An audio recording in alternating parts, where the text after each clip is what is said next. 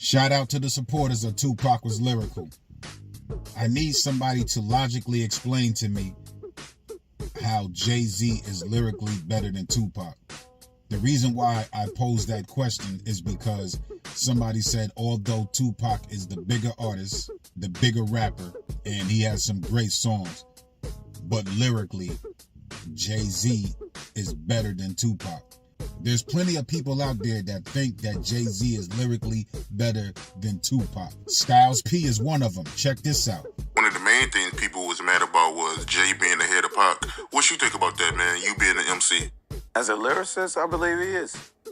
So my only question is, those who think Jay-Z is lyrically better than Tupac, I have to ask you, how? Now, this is my logic on the situation. When people say that Jay-Z is lyrically better than Tupac, and then I respond with, how is that? I need for somebody to tell me, how do you do that comparison? How do you figure that Jay-Z is better than Tupac as a lyricist? Because Jay-Z dropped Reasonable Doubt 4 months after Tupac dropped All Eyez on Me. All Eyez on Me came out in February of 1996, but Tupac recorded All Eyez on Me in October of 1995 in 2 weeks. Check this out. I look back, that was one of the greatest albums that I worked on, and I was proud once again that we did it in 14 days. Still, my favorite song is Ambitions of a Writer. It was one of those songs that when we first pulled it up and started tracking it, I heard it, and I immediately knew that this was going to be like a huge album. When Tupac released Me Against the World, he recorded that album in 1994. Tupac got shot up in 1994. 1995, Tupac was in prison. Tupac wasn't released until October 1995. He came home October and immediately went to the studio either that same day or the next day. Tupac even described how he did this. I've been in the studio since the day after I got out. Came to Friday. I got out Thursday. I've been here since Friday. How many hours a day, bro? Up about 12 hours a day. Up until they kick me out, it'd be dark and everybody got to go to sleep. People be passing out, so I'll be like, okay, I guess we got to go home now. So then we go home, come back early in the morning, do it again. I think we broke a record this time for any recording. I'm trying to do the album in less than a week so I can call my album 7 days. But if I change the title, I might do a couple more songs. So. But we did 13 tracks in 4 days. Tupac recorded 13 songs in a week's time, and he wanted to do it in 7 days. So Tupac did so good with recording and doing his album that he eventually made so much music that he presented Death Row with a double album. That was in October 1995. Jay-Z, I'm assuming, started recording Reasonable Doubt perhaps sometimes in 1995, perhaps. Or Jay-Z started recording it in 1996. He still had ample time to put that album together. Jay-Z released Reasonable Doubt in June of 1996, 4 months after Tupac dropped All Eyez on Me. So when people say Jay-Z is the better lyricist than Tupac, or Jay-Z is lyrically better than Tupac, and I ask the question, how, I want to know, logically, what are you using to display that Jay-Z is a better lyricist than Tupac? Because throughout the course of 1995, Tupac didn't make any music that he could put out because he was in prison. And when he came home, as I just mentioned previously, he worked on All Eyez on Me. After that, DJ Quick engineered the album for the next 4 months, just making sure that it was sonically pleasing to the ear. I've never seen nobody work like that. Like I never seen anybody that would go in the studio and dedicate that much time to what he was doing. It was like he was a man on a mission. Like we we took breaks. Like, when I say me, I mean me. Yeah. You know, I'll take a break, you know, go drive the Lexus, you know, go to Cheesecake Factory, Marina, eat. Nice. Go back to the studio, Tupac's still in there with a Versace shirt on, rolling blunts. Listen to this. And it's always a new song. Every time you went in the studio with him, it was a new. It's like, where are you getting all these new? The producers are getting tired. I quit a long time ago, my nigga. Like, I was tired from above the All Eyes on Me. I didn't make Illuminati. In 1994, when Tupac actually recorded Me Against the World, he demonstrated how lyrical he was. Me Against the World is a lyrical masterpiece. And at that time, Jay-Z wasn't out. Jay-Z was still hustling and still trying to get a record deal. Meanwhile, Tupac already had his album made, which didn't get released until 1995. Jay-Z didn't even have an album out in 1995. He might have been working on music in 1995, but Tupac's album, Me Against the World, sat at #1 for like a month while he was in prison. At least give me 14 more songs to add to the songs that Jay-Z made in 1994 with In My Lifetime, and I can't get with that. Because in 1994, Tupac recorded Me Against the World, If I Die Tonight, So Many Tears, Heavy in the Game, Lord Knows, Death Around the Corner, It Ain't Easy, Young Niggas, Fuck the World. I'm mentioning these songs because this is where Tupac lyrically displayed how dope he was. And let me also add that in 1994, Tupac showed massive love to New York by creating the song It Ain't Nothing Like the Old School, which a lot of New York hip-hop artists didn't even know existed. Like people, for instance, like Raekwon and Grand Puba and Melly Mel. These people didn't even know that song existed. The shooting that happened to Tupac and him going to jail, it overshadowed the lyrical masterpiece that Tupac created in 1994. But when it was released in 1995, you had songs like Dear Mama, Temptations, and So Many Tears, but nobody really concentrated on Tupac's lyrical peak. They was more concerned about the drama that surrounded Tupac. So when Tupac comes home in 1995 and he creates the songs for All Eyes on Me and he completes the project in 2 weeks, you have to understand that that takes skills.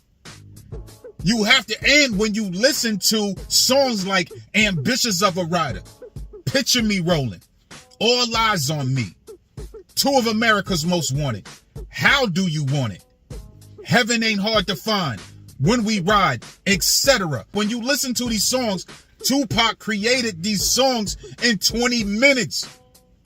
You have people like E40, Too Short, Snoop Dogg, Corrupt, Daz, Dr. Dre.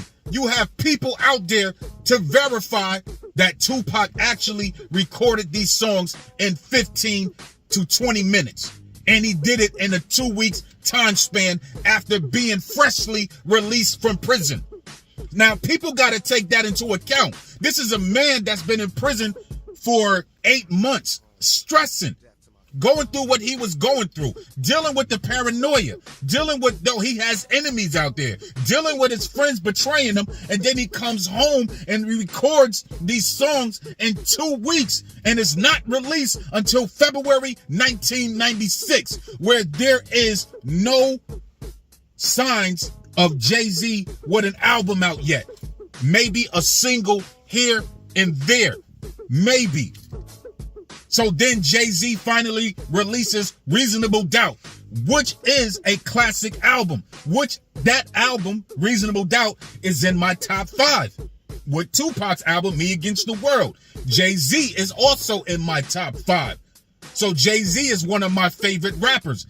But I will never say that Jay-Z is lyrically better than Tupac, because when Jay-Z was active while Tupac was alive, Tupac was doing bigger things musically. And the content between these two artists was completely different. Now, if somebody want to say Jay-Z is lyrically better than Tupac, and then you're going to use Reasonable Doubt, In My Lifetime, Volume 1, Hard Knock Life, the Dynasty album, the Black Album, the Blueprint, the 444, Magna Carta, American Gangster. If you're going to use all these songs that Jay-Z did after Tupac's death to say that Jay-Z is lyrically better than Tupac, then that's where the conversation becomes illogical. Because you gotta do the comparison when Jay-Z was actually active while Tupac was alive. And you don't have that much material from Jay-Z when Tupac was alive, other than Reasonable Doubt. But that was released 4 months after All Lies on Me. But then you gotta logically think like, damn, Tupac recorded All Lies on Me in 2 weeks in October 1995. The same year, Me Against the World spent #1 at the top of the charts for a month. Me Against the World, an album that he actually recorded in 1994. Me Against the World, where he deliberately showed you how lyrical he was. It was a lyrical masterpiece. When he came home to do All Lies on Me, the shit that he lyrically wrote down, he was venting. He was venting. So there's people out there who never even dissected Me Against the World. They don't listen to it for the skill sets. They don't listen to it to see how Tupac demonstrated how dope of a lyricist he actually is. Go back and listen to songs like Heavy in the Game, one of my favorites. Go back and listen to It Ain't Easy, Being Me.